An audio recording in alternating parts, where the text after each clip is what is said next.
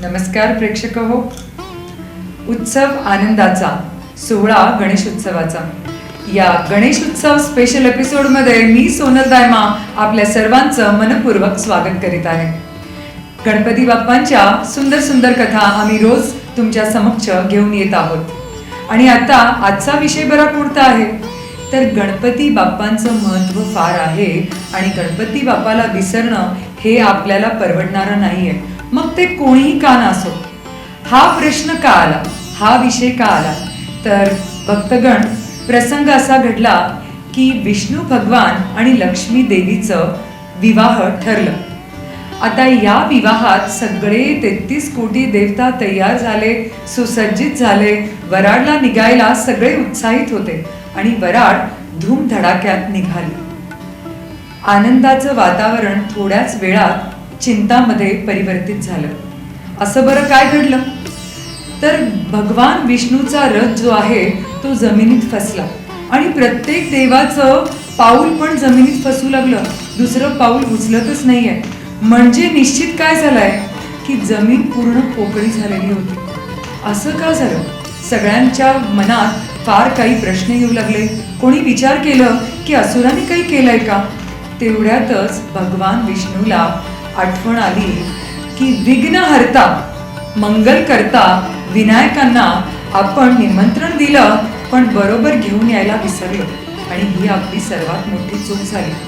आपण सगळ्या देवतांनीच हे निर्णय घेतलं होतं ना की कोणतंही कार्य, मंगल कार्य भगवान गणेशाच्या उपस्थिती आणि निमंत्रणाशिवाय होणार नाही आणि आपणच चुकलो. तर भगवान विष्णूला याचा फार मनस्ताप झाला आणि वाईट वाटलं.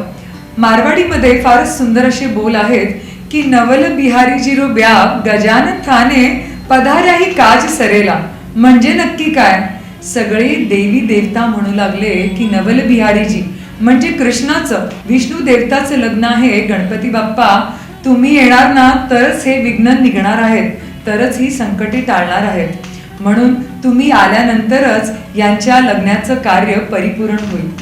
म्हणून सगळे स्तुती करू लागले गणपती रायांची. आणि तिकडे गणपती रायाला कळून चुकलं की हे सगळं कार्य कोण केलंय, तर त्यांच्या मूषक सेनानी. गणपती देवाला हे आवडलं नाही आणि गणराय मूषकवर नाराज झाले, रागावले. का केलं असं मूषक?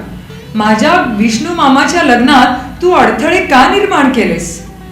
मूषकांनी सांगितलं, देव तुम्ही आमचे देव आहात आणि विष्णू देव तुम्हाला विसरलेत. हा तुमचा अपमान मामाला सहन नाही झाला, म्हणूनच आम्ही जमीन पोकळ करून टाकली. आता आपल्याला वाटतंय की आमची चूक झाली तर क्षमा असावी देव आणि आपण जी पण शिक्षा मामाला देणार ती आम्हाला मंजूर आहे. आणि तिकडे विष्णुदेवच्या सह सगळे देव गणपती रायाची स्तुती करू लागले, त्यांचं आवाहन करू लागले. आणि इकडं गणेशाला कळलं. गणपती खूप प्रसन्न झाले आणि विष्णू देवाच्या समक्ष उपस्थित झाले. विष्णुदेवानी माफी मागितली की गणराय आमचं चुकलं, आम्हीच निर्णय घेतला की तुमचा मान पहिला आहे आणि आम्हीच तुम्हाला बोलवायला विसरलो, तर क्षमा असावी. गणपतीराय हसून त्यांनी सर्वात प्रथम नमस्कार केला विष्णुदेवाला. विष्णुदेवाला ते मामा मानायचे आणि त्यांना सांगितलं, मामा आपण माफी मागू नका. आपण ही जी लीला घडवली आहे ना त्याच्या मागचं कारण मला माहित आहे. आपण ही लीला जाणून बुजून घडवून आणली आहे. आपण जगाला हे समजवू पाहता की हा जो निर्णय घेतलेला आहे की कोणतंही मंगल कार्य हे गणपतीच्या आमंत्रण, निमंत्रण, उपस्थिती आणि त्यांचं पूजन केल्याशिवाय पूर्ण होणार नाही. मग समोर विष्णू देवताही का ना असो, हा नियम सगळ्यांसाठी लागू होतो. हे मेसेज देण्यासाठी घडवून आणलेली आहे आणि आपण ह्या लीला घडवून आणल्यामुळे माझी कीर्ती वाढली आहे आणि त्याच्यामुळं मी आपला आभारी आहे देव. आणि सर्व देवता प्रसन्न झाले आणि महादेव जे विष्णू देवाच्या रथाचे सारथी होते ते नंदी बैलावर प्रस्थान केलं त्यांनी आणि स्वतः गणरायांनी सारथी बनून विष्णू देवाचं रथ हाकून त्यांना लग्न मंडपात पोहोचवलं आणि विष्णुदेव आणि लक्ष्मीचं लग्न निर्विघ्न असं पार पडलं. ही कथा आपल्याला काय शिकवते ती कधीही आपण गणपती रायाला विसरून आपल्याला चालणार नाही.